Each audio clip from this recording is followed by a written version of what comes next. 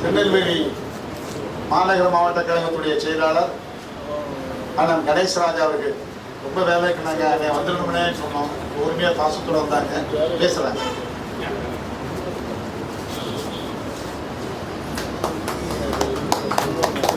இனிய மாலை வேலையில் நடைபெற்றுக் கொண்டிருக்கின்ற மாஞ்சோலை தேயிலை தோட்டத்தில் பணிபுரியும் தொழிலாளருக்கான அவர்களுடைய உரிமையை பெற்றுக் கொடுக்க வேண்டும் என்ற காரணத்துக்காக நடைபெற்றுக் கொண்டிருக்கும் திட்டத்திற்கு வருகை தந்திருக்கின்ற திமுகவுடைய மாவட்ட செயலாளர் அண்ணாச்சி ஆவடையப்பன் அவர்களே, சட்டமன்ற உறுப்பினர் மாமா வகாப் அவர்களே, முன்னாள் அமைச்சர் மாமா டிபிஎம் அவர்களே,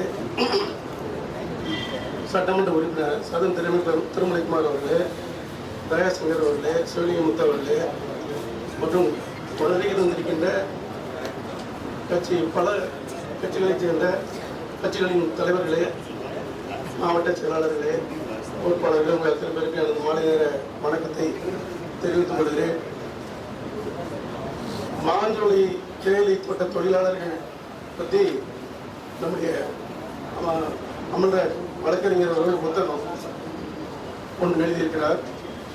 அந்த புத்தகத்தை நான் புத்தக கண்காட்சிக்கு போகும்போது அந்த புத்தக கண்காட்சியில் ஒரு கடல் முன்னால வழக்கறிஞர் இருந்தாப்புல அமல்ராஜ் ஓடுநர்கள் மறக்குமா அப்படிங்கிற அருமையான புத்தகம்.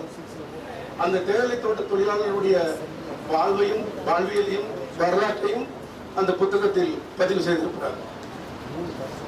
அந்த தேயிலை தோட்ட தொழிலாளர்கள் பட்ட துயரங்கள், அவர் காடுகளிலும் மேடுகளிலும் மழையிலும் பனியிலும் பட்ட கஷ்டம், அவருடைய வெள்ளந்தியான உள்ளம், அது படிச்சு முதலா டாக்டர் ஆனது ஒருத்தர் பேரை சொல்லியிருப்பார் அந்த புத்தகத்தில்.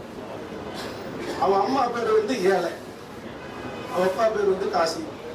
அவர் தான் முதல் படித்து டாக்டருக்கு படித்த ஒரு வெட்டினரி டாக்டர், ஜேடி வரைக்கும் ரிட்டையர்ட் ஆகிட்டார். முதல் அந்த தேயிலை தோட்டத்தில் தொழிலாளர்களை படித்த வழக்கறிஞர் அமல்ராஜ். அதே போல இப்படி முதல் இன்ஜினியர் இங்க படித்து வந்தவர், இப்படி எல்லாரும் எழுதியிருப்பார்.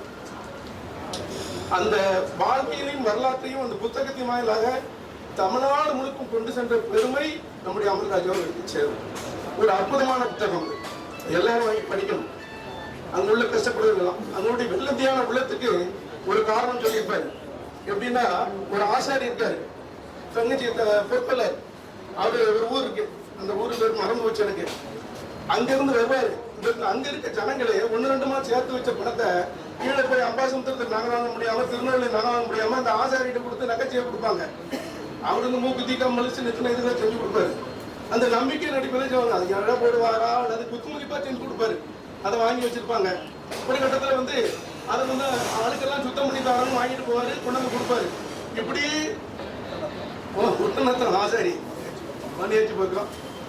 கடைசியில பார்த்தா எல்லாரும் சேர்ந்து அவர் நம்பிக்கையில மாறி மாறி நகை கொடுக்காங்க. ஒரு நாள் காணாம போயிருந்தாரு. இப்படி எல்லாம் கஷ்டங்களை சொல்லி அதில் எழுதியிருப்பாங்க. அவங்களுடைய கஷ்டங்களுக்கு நம்ம அண்ணாச்சி புத்தகர் சொன்ன மாதிரி அண்ணாச்சி ஆவடைப்பண்ணாச்சிக்கு இருந்து அந்த ஏற்கனவே அந்த சட்டமன்ற உறுப்பினராக இருந்தவங்க, அந்த தொழிற்சங்கத்திலையும் நிறைய விஷயங்களை பண்ணி கொடுத்தவங்க. அண்ணாச்சி ரத்தவல் பாண்டியன் அவர்கள் இருந்து நிறைய விஷயங்கள் அங்கே பண்ணியிருக்காங்க. அதே போல ஜிஆர் எட்மண்ட் அவர்களும் அங்கே நிறைய பண்ணியிருக்காங்க. அதனால நீங்க இப்போ அந்த ஆளுகின்ற அரசாக இருப்பதால் ஈஸியாக அந்த கோரிக்கைகளை பெற்றுத் தரலாம். அது நீங்க கண்டிப்பா துணை நிற்பீங்க, அதில் எந்த மாற்று கருத்து எங்களுக்கு இல்லை. நாங்களும் நீங்க என்ன சொல்றீங்களோ அதுக்கு நாங்கள் உங்க கூட இருந்து செய்யறதுக்கு நாங்கள் தயாரா இருக்கோம். அதே போல எத்தனையோ விஷயங்களை சொல்லலாம். அந்த நம்முடைய அந்த மக்களுடைய அவங்களுடைய மூதாதையர்கள்லாம் அங்கே நிறைய காலங்காலமாக இருந்தனால அவங்க புதைக்கப்பட்ட இடங்கள் இருக்கு, அவங்க அதை கும்பிட்டுக்கிட்டு இருக்காங்க. அதே போல வழிபாட்டு தலங்கள், அவங்க மூதாதையர்கள் உருவாக்கிய வழிபாட்டு தலங்கள் அங்கே இருக்கிறது. திடீரென்று அந்த கம்பெனி நீ எல்லாத்தையும் கொண்டுட்டு போனீங்கன்னா அவங்களுடைய மூதாதையர்கள் வழிபட்ட வழிபாட்டு தலங்களை வழிபட வேண்டும். அந்த மூதாதையர்கள் புதைக்கப்பட்ட இடத்துல போய் அவங்க ஒவ்வொரு வருஷமும் சாமி கும்பிடுவாங்க. அதே மாதிரி எல்லாத்தையும் மறந்துட்டு போய் அந்த இடத்த விட்டு போகணுங்கிறது உயிரை விட்டுட்டு போறது மாதிரி தான். அவங்க வாழ்ந்த இடத்த விட்டுட்டு அவங்க இடத்த மாறிப்போன்னு சொல்றது அவங்க உயிரை விட்டு போறதுக்கு சம்பளம். அதனால அந்த இடத்துக்கு அவங்களை கொண்டு போகாம அவங்களுக்கு நியாயமான இதுகளை பெற்று தரணும்.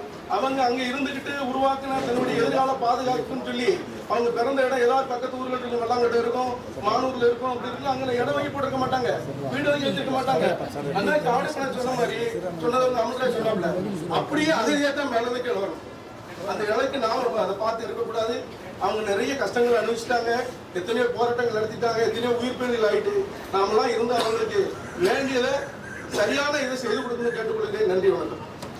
ஒரு வந்து சீமான பேர் எழுதிட்டு இருக்கோம், சுப்புரத்திரனை வந்து எழுதிட்டு இருக்கிறாரு, கூட்டத்தை ஏற்பாடு பண்ண சொல்லிட்டு அதை சொல்றப்ப வருகின்றிருக்கிறாங்க. இந்த நெல்லை மாவட்டத்தில் வந்து பாராளுமன்ற வேட்பாளராக போட்டி போட்டாங்க அருமை சகோதரி சத்யா அவர்கள்.